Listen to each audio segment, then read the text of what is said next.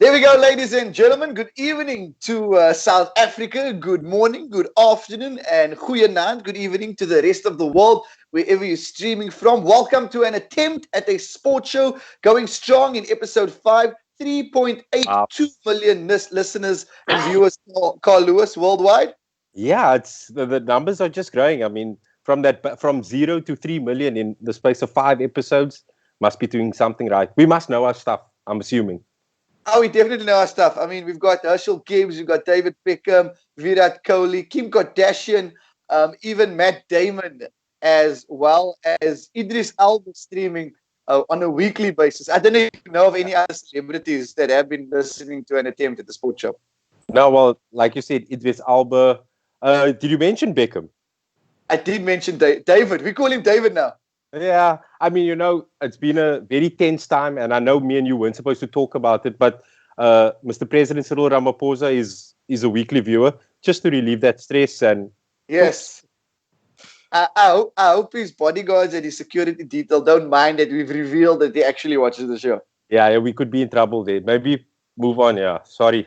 Yeah, look, I'm gonna share it. He sends me messages going, D and L love the show. Hashtag BFFs. So shout out to our president Cyril Ramaphosa for listening. For those of you that don't know, an attempt at a sports show. I say this every week. It's an essential service for those who missed live action during COVID-19. No masks or hand sanitizers needed, people. Only data and Wi-Fi. And the gears of a sports fan who misses live games more than smokers miss buying cigarettes legally. Carl Lewis, we're on the same page about that. Yes, we are. And just to explain the format, if there are any new viewers, we select 5 to 6 topics and we go for 3 minutes on each topic. We try and keep it in a tight 3 minutes. And I think that's, and then we just have, I think the most important thing is the comments as well. I love the feedback, and also I like the, when they choose the topics that we should chat about sometimes. Yes, so we want to encourage as much viewer interaction as possible. If you see my hands drifting here, or you see me playing with the cell phone, it's because we have such a big budget. We have me busy watching the show to see the comments as well. So we want to get as many people involved as possible. But Louis, a big week for local cricket. Our producer Clyde is there. Do we want to give him the signal to get that timer up? Mm-hmm. Clyde, are you with us? Can we get the timer up? Lovely stuff. Oh, how's your week been otherwise? You surviving? Yes, I mean, so much sport coming back. It's like, it's from nothing to this gluttony of sports. Yes, it's been an overload, eh? And it's been a lot to take in because you're like malfunctioning. You're going, whoo, we can watch things again. This is nice. I have to play my day.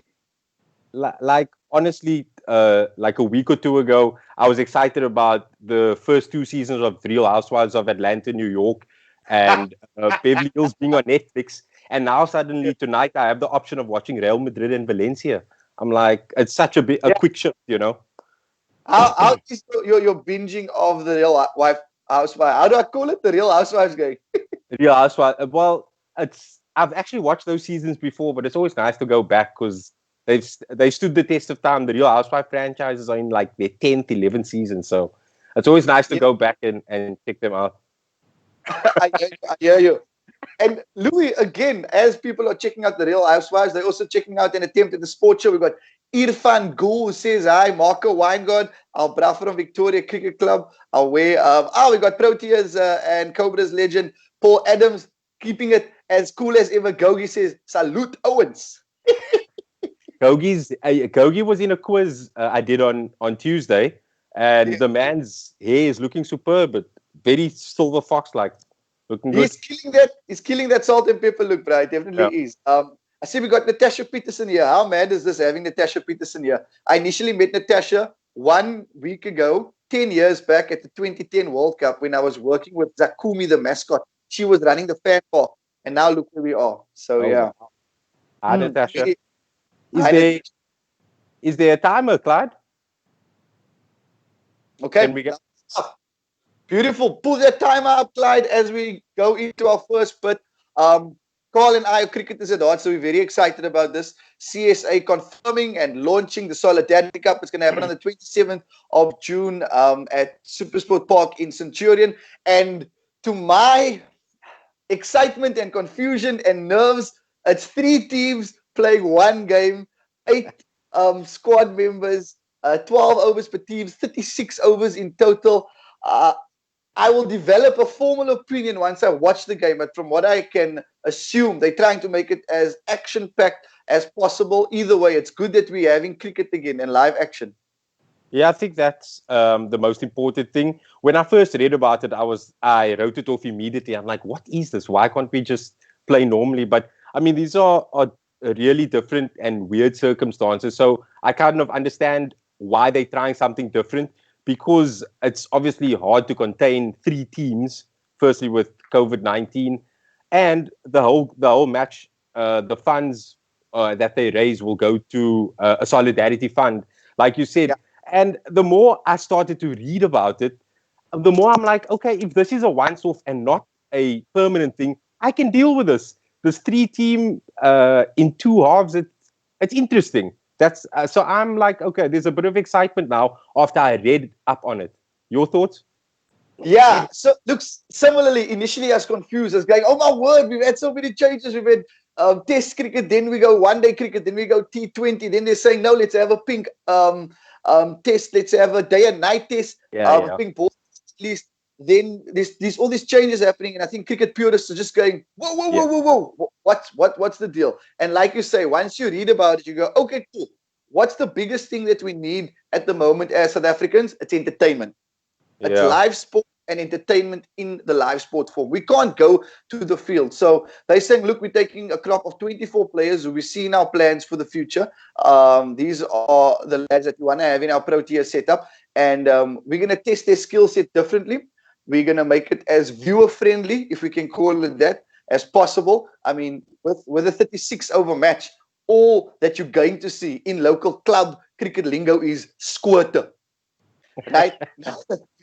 Now, if you don't know what squirter is in club cricket, that is the guys who only love a hack to cow corner or see ball and then hit ball. So I'm for now, like you said, it's once off and it's for viewing and it's for hears. I want the entertainment because as a cricket lover, I definitely miss it. Yeah, and did you hear about the last man standing rule? It's very similar to putt cricket. It's really, I like that. I was like, yes, okay, I can go with that. Just for this time, just for this. Yes. So as our timer wraps up, we're going to keep going with cricket. And Carl, that last man standing, I couldn't agree more. Because maybe, bro, I've watched plenty of T20s where we go, can't the putt cricket rule apply? Not 6 and out, just last man standing. And this is going to happen now. And if you look at the squads, it's exciting because AB de Villiers is back in the mix. He's leading one of the sides, the Eagles. So sorry to butt in there, Dylan, but I look at these 2 squads and remember for the viewers that each squad is made up of 8 players. So there's 24. So there's 24 in total playing this one match. But this is clearly a sign to these players that, okay, there's a T20 World Cup, maybe at the end of the year or possibly next year, depending on where we are with COVID-19. But these are the players that are in the running for that. So that in itself is a sign to South African fans, like, listen, guys, these are the boys we're probably going to back, so keep an eye on them. So that's the positive for me. What do you make of it? But that's encouraging. I mean, we had a Sri Lanka tour that was cancelled. Again, we have we're supposed to have the West Indies tour. The T20 World Cup. There's so many question marks around that. So the fact that we're going to have game time for me at least means, okay, these guys are in camp and they're getting into a good mental space, not being isolated. You have AB, KG, and Quinny leading the 3 sides respectively. But you also have a good balance of youth. I like Sipamla. I like Norkia. Klaassen's in there. I love Klaassen's here. Janneman Malan as well. Bro, Janneman Malan. I'm just going through a Junior Dala, Ngidi, Magala's in there. Shamsi. Just if you look at those squads, obviously, clearly there's an eye on the T20 World Cup, but also the fact that AB de Villiers is captaining one of these teams, and he's not officially in South African structures. what domestic cricket does he play now? He plays his T20 cricket elsewhere. So this is clearly a sign that AB is well within Mark Boucher and Graham Smith's plan to take him to the World Cup. So make of that what you will. I know some fans are for AB coming and some fans are against, and both sides have good reasons. I feel like there could have been more open cards from AB and CSA. And with regards to AB, I understand they could have given him a break and managed his schedule. So it's an interesting storyline. I'll say with AB there, captaining a team. I'm with you. And I think the most exciting thing about the storyline is that he's involved from the start, if we can call it. And this is what we want to see as South Africans. Also, just to the viewers, I see a lot of them wanting to get involved. We've got a chat box that makes a live chat pop up because our producer, Clyde, went on a paid course at an online institution. And you must go to an attempt at the sports show. So cricket-wise, as we wrap it up, we're all very excited, bottom line, Lewis. Yeah. Yes, very much so. 27th of this month. We didn't say the date. We didn't say the date. Here we go. We did. Now we did. It's like a repeat. We should do a highlights package in one. You know what the highlights packages I have been watching, Lewis, is New Zealand's rugby over the weekend, the domestic competition. My word. Firstly, well done to New Zealand for reaching level 1. But their fans, to see people going out to Dunedin and in Auckland at Eden Park, it was just a beautiful spectacle for a rugby-loving nation. Yeah. I mean, in Auckland on Sunday, there were 43,000 people, and that's their biggest crowd in 15 years. So it just shows obviously we all know New Zealanders love rugby, but I think it's also a celebration for them as a nation. Look, we kind of dealt with COVID-19, and now we're here. This is us celebrating.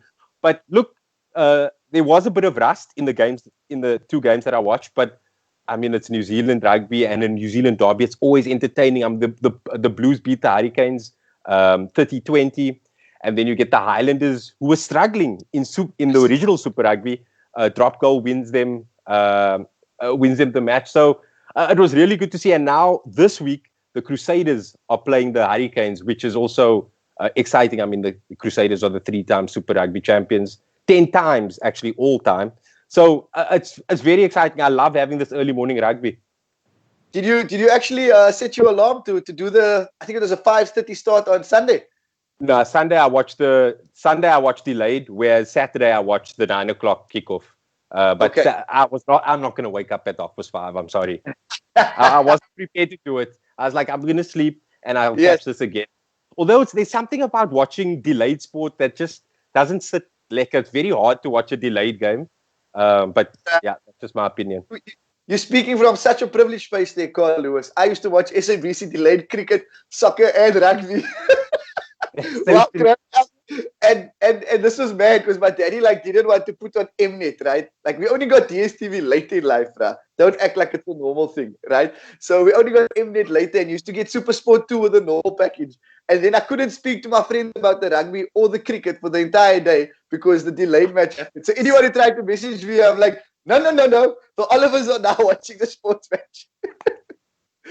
Oh my word! But now I'm sorry, David. I'm sorry to hear that.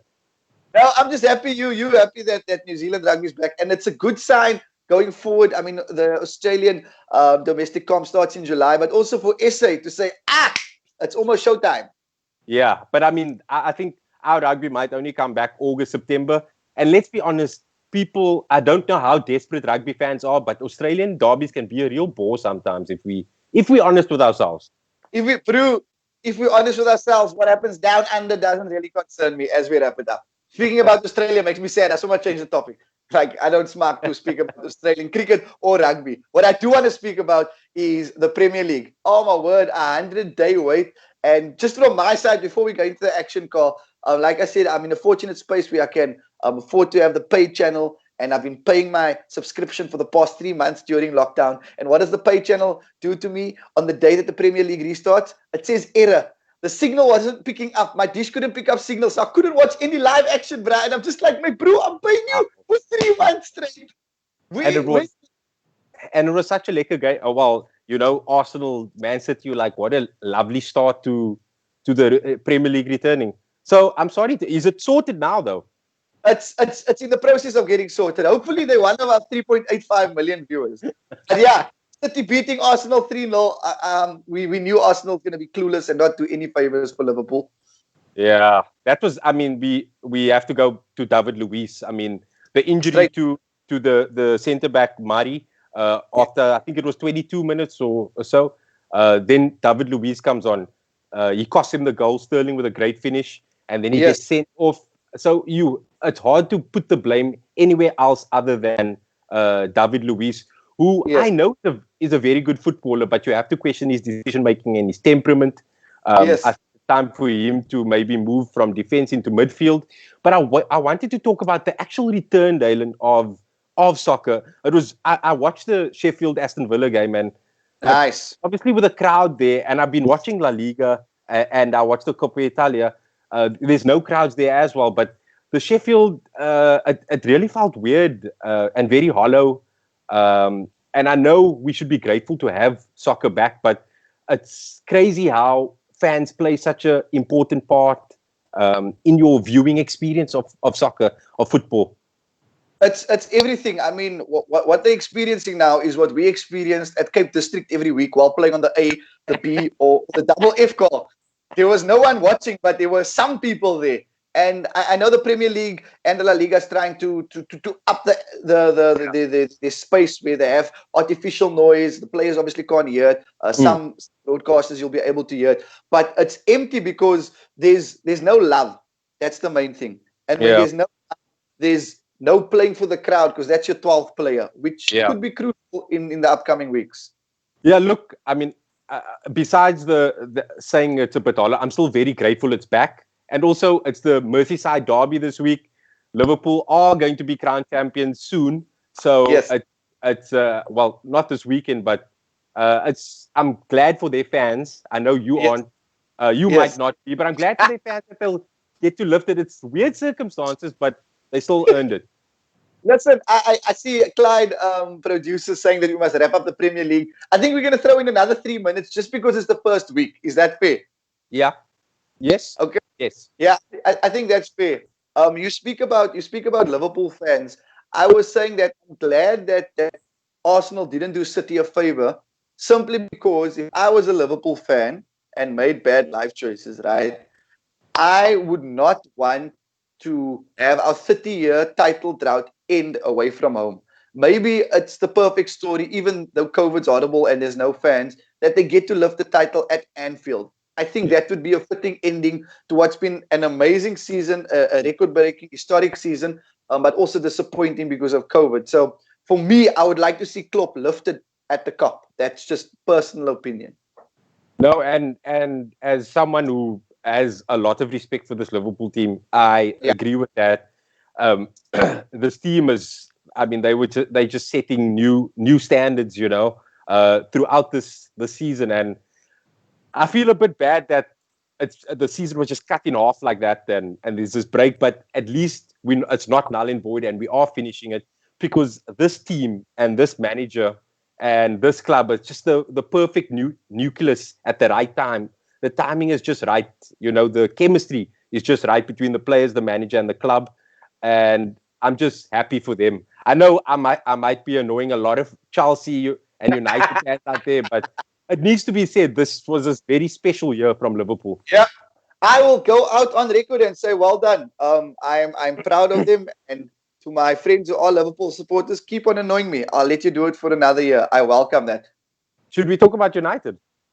It's not worthy. You know what is worthy, Carl, is the fact that goal line technology was on lockdown as well. What the hell, bruh? Wow. Being denied a goal clearly. Yeah. It in, free kick, goalie, cushioning it over the line. Yeah. And you know what the worst part of that is, Dylan, that yes, the technology was off, it was broken at that time, but it was clear from a standard replay, TV replay, that we that us watching, that was a goal. Yes. You could see it. It was a linesman. Yeah, and for people and for the refs not to use common sense in that situation. Yes. I just think common sense should have been used, and I mean they were robbed. They were honestly Sheffield was robbed, and I would feel very aggrieved. The technology is broken. What the hell? Yeah. Now you cost me 3 points.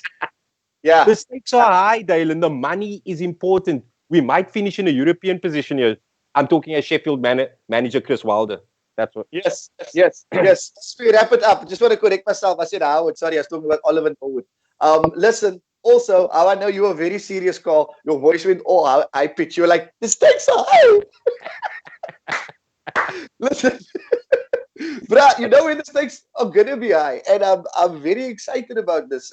It's the Champions League. They've overhauled the system. They've made a complete shift, which I'm really happy for. They're not trying to squeeze too many matches in. They've gone, we're taking it to Lisbon, and it's knockout from round 16 through to the final. Yeah. It's from so it starts from the 7th. We'll complete the remaining round of 16 second legs. That's Juventus, Lyon, Manchester City, Real Madrid, Bayern, Chelsea, and Barcelona, Napoli. That will happen on the 7th, on the 8th, and on the 23rd of August, which is 15 days later, the final will be in Lisbon, Portugal, as will the semi-finals and as will the quarterfinals. And it's just this festival of football and of top teams, top upper echelon European teams in just congested in like 2 weeks. It's amazing. I am frothing for this. Okay, and do you think teams are going to be able to balance it? Just given the busy schedule there, are we going to have fresh legs? It's really gonna be tough and on the players' legs. But I think by that time they would have ran them in a bit, considering that they're finishing their leagues. So, and I'm sure for UEFA will also implement the 5 substitute rule, which you've seen has been so important in all the football that I've been watching. It's key that they get 5 subs. So, and also we're dealing with the biggest squads in Europe. I mean, Barcelona, Bayern, they have depth, so they can make this kind of quick turnaround time work for them. That's what I think. You mentioned Bayern. I think it's only fair that we do give them a quick shout out. They lifted their 8th Bundesliga title on Tuesday evening. Do you think they're gonna take this momentum into the Champions League and make it into the top 4, even the finals? Yeah, well, remember they beat Chelsea 3-0 away from home. This is a quality Bayern team, but what's disappointing about Bayern, or not Bayern, the Bundesliga title race that it started out so promising. Borussia Mönchengladbach playing this exciting football, and suddenly, and then you get RB Leipzig, who could challenge for it, but then they both, and Borussia Dortmund, but they both peter out. And Bayern had such a bad start to the season. You'd expect, okay, we might get a new winner. And unfortunately, they made this massive stumble, but Bayern still comes back to win. So I felt a bit let down. I would have loved to have seen another winner in Germany. I hear you. Okay, cool. That's Champions League action heading to Lisbon, final on 23rd August. Before we head to our next topic, I just want to say that you said the word peter out. Can you please elaborate? Oh, my word. I'm having a moment going, this is Model C education. Can you please elaborate on this word? Okay, so the last time I heard it referenced was in this comedy show called The League. And basically, he wanted to break up with this girl, so he wasn't going to text her. And eventually, he'd hoped the relationship would peter out naturally. It just takes its course naturally. We're not forcing it. It just goes away, loses momentum. Peter out. I like that word. Carl Lewis says peter out, and then the PSL, basically, they don't say it, but TTM FC based in Limpopo says Wits out. I think for me, this was the craziest news over the past week in local football. When I started reading about it, I'm like, no man, Wits is turning 100 next year. They can't, surely the PSL status can't be sold. Surely, I know it's still pending PSL approval, but for those of you that don't, TTMFC, they win the Glad African Championship. They bought the PSL status of Wits, and a lot of us were in disbelief. But from next year onwards, there's no more Wits. I mean, former PSL champs. They've got the stellar squad, and now they're into Limpopo. Carl Lewis. There's a few things I want to say on this topic, and first I'm going to start with, I think Bidvest, the company who owns Wits, has handled this poorly because the staff and the players found out through the media. I'll put that aside. That's fine. Now I want to focus on just the fact that this can happen. Wits, they were champions in 2017, the 2016-2017 season. That was like 3 years ago. They have one of the best squads, one of the greatest South African coaches ever, right? Yes. And in the course of just like that, they are sold to a franchise in Limpopo who only bought their franchise a year ago themselves. Yeah. But this is my issue as well. You've got coaches on top dollar who deserves it. Gavin Hunt, he deserves, and you've got other players, top players. You've got the Bafana captain, Yes. Tyson Slatwayo. You've got Yeah. Dion Hotter, the Namibian, top players earning top dollar. Now suddenly they get sold to a franchise, and this franchise can't pay these players and these coaches. Something about this deal just doesn't sit lekker, and it's just not a good look for South African football. Wits is a big team in South Africa, and now they're just gone. 99 years to a franchise, and no disrespect to the franchise, but they've been around for, I think, less than 2 years, and it just doesn't sit lekker, man. They previously bought Milano, our local NFD outfit. So is that the progression stage? Going, we've got some cash, we're going to throw it in and make sure we gain promotion through the ranks like that. And for me, what's scary is, like you said, the way in which it was done. But now you have all these players scrambling, in essence, going, I don't know if I want to relocate to Limpopo, man. I don't know if this is the brand that I want to be part of. I don't know if this is the badge that I want to fight for week in and week out. And amidst all the confusion with COVID-19 and when the restart of football is going to happen. Yeah, look, some of the players already. It seems that the Bafana captain, Slatwayo, will be off to Pirates, as will Dion Otto, who I feel is one of the best players in the PSL personally. Then you've got Hashim Domingo, who's rumored to go to Sundowns, as is the striker Gift Matupa. So there is a bit of a fire sale going on. So we'll see what's happening with the players' futures, but they must be very worried. But also, let's not forget that Bidvest Wits is a club that has other staff there, and suddenly their careers is just poof, like that, gone. I just hate the way this has been handled. It's just not a good look. It doesn't sit right with me. That's my feelings. No, I think we all feel the same way, Carl. And off the bat, TTM's owner saying, look, we can't afford current coach Gavin Hunt. So that's not going to happen next season. Then there's all these rumors doing its rounds. One I want to bring back home, reports circulating that Stellenbosch FC have rubbished quickly that Hunt might join them as head coach. Look, I love Stellenbosch FC's setup at the moment. They're a young side in the PSL with their debut season. And you don't want to take anything away from the coach who got them there. But having a guy like Hunt possibly tapping his way into the setup is not a bad thing. Maybe we can make space for all and figure out how to blend that experience with a fairly young unit.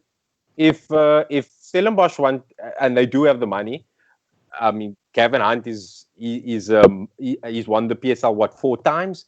So you're buying a born winner. However, Gavin Hunt has won 4 PSLs. He hasn't coached Chiefs. He hasn't coached Pirates. I have a feeling he could potentially go to Chiefs. Although the one stumbling block is Gavin Hunt is very pragmatic. His teams might not play the flashiest football, but he's a winner. And Chiefs won like that under Stuart Baxter. So I would be interested to see. I mean, Gavin Hunt has definitely earned it. He hasn't been a Bafana coach. Let us see how he does at one of South Africa's big clubs. It will be very interesting to see. And I hope actually he goes to Chiefs because I think there are some Chiefs fans who are very open to that. Yes. And I also think Chiefs fans didn't mind a coach who is well versed in English, who is not from outside of South Africa.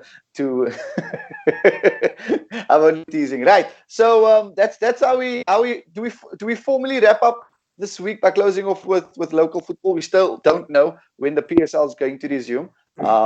Training protocols slowly but surely coming into play. But for now, that looks like the week that we had, Carl, and we just look forward to the Premier League and some New Zealand rugby the weekend. Yeah, tonight, Real Madrid, Valencia. Tomorrow night, you got Manchester United, Tottenham, and you've got Sevilla, Barcelona. I mean, come on, we are so lucky. Yeah. We are lucky. And the Serie A returns this weekend as well. There'll be daily Serie A matches. There's a lot of sport coming up now. It's such a busy period. It's like I said earlier, 3 months of nothing, and then poof, here's all the sport you can imagine. I hear you. And just as we wrap up, Lewis, I just want to say, thanks to a lot of the viewers. I'm laughing here. Natasha Peterson saying, much improved. Thank you. Thanks, Natasha. That's why we call it an attempt at a sports show. An attempt.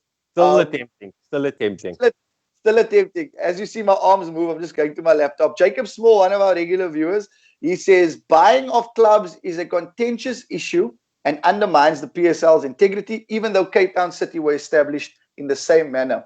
Good point, Jacob Small. Yes. I wanted to bring that up because, and he's so spot on with undermining the credibility of the league, because just if you have enough money, you can go get you a PSL club. You can be a PSL club just like that. And it shouldn't be like that. And then you wonder why South Africa, they are only big, the stadiums are filled when Chiefs, Pirates, Sundowns are playing, because clubs are being sold, bought, and only those three are constants. Not, there are other constants, but I'm saying they are always competing at the top. So it's really, you can understand why fans are finding it hard to engage with their local clubs. Although I do think Cape Town City has been a breath of fresh air in Cape Town. And I love the potential rivalry with Ajax Cape Town, because the Ajax fan base is so knowledgeable, so passionate. They are really passionate about Ajax Cape Town. So to have those two clubs here in the city, we're blessed. And don't forget, there's a few other clubs, Stellenbosch and Roger de Sa's club, Cape Umoya. So there are some things happening in Cape Town football, but I like what Cape Town City has brought to Cape Town and the PSL. They're a fresh club. Yeah, and very good tactical move initially to have Benny on board. Sad that he's gone. I'm still a big fan. Aside from that, they brought awesome apparel to local football. And that sounds like a weird thing to say, but Cape Townians want to wear nice things. Yeah. So they brought an apparel that said, yo, you can wear us even when we're not playing. And from a marketing perspective, I just love the way they've gone about things over the past couple. Exactly. That's also another thing that Cape Town City has done. They've shaken up South African football, and they forced other clubs to take their marketing and their social media seriously. So Ajax, also another Cape Town club who was at the forefront of making social media fun and engaging. AB Basson was really good there. Julian and Vusi at Cape Town City. They really brought a new dimension to social media and PSL clubs, which was good to see. And their marketing, Cape Town City's marketing is brilliant. And I think they've forced other clubs to wake up and they need to do more. They made it sexy. They made Cape Townians say, I want to be a part of this. Even if I don't know, I want to be a part of it. It's that history that is passed down, like from big Premier League clubs where why are you supporting this? Nah, because my daddy supported it. And it's just the thing. And anyway, I hope it sticks. This is my last thing I want to say on PSL in Cape Town.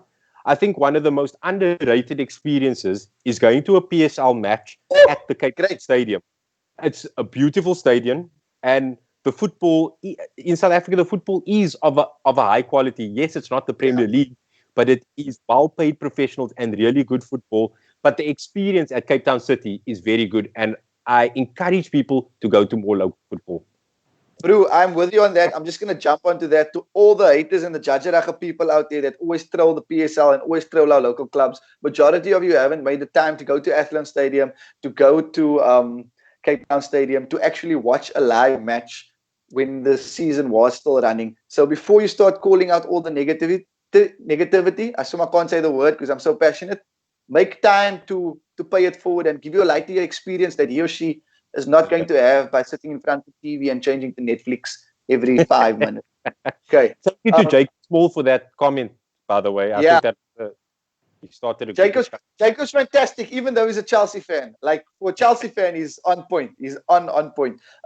Before we close up, Lewis, Robin Peterson also saying, make place for Hunt in Cape Town. Bring back some glory. And I think that's what people want. We want to brag about the football team, which we've had the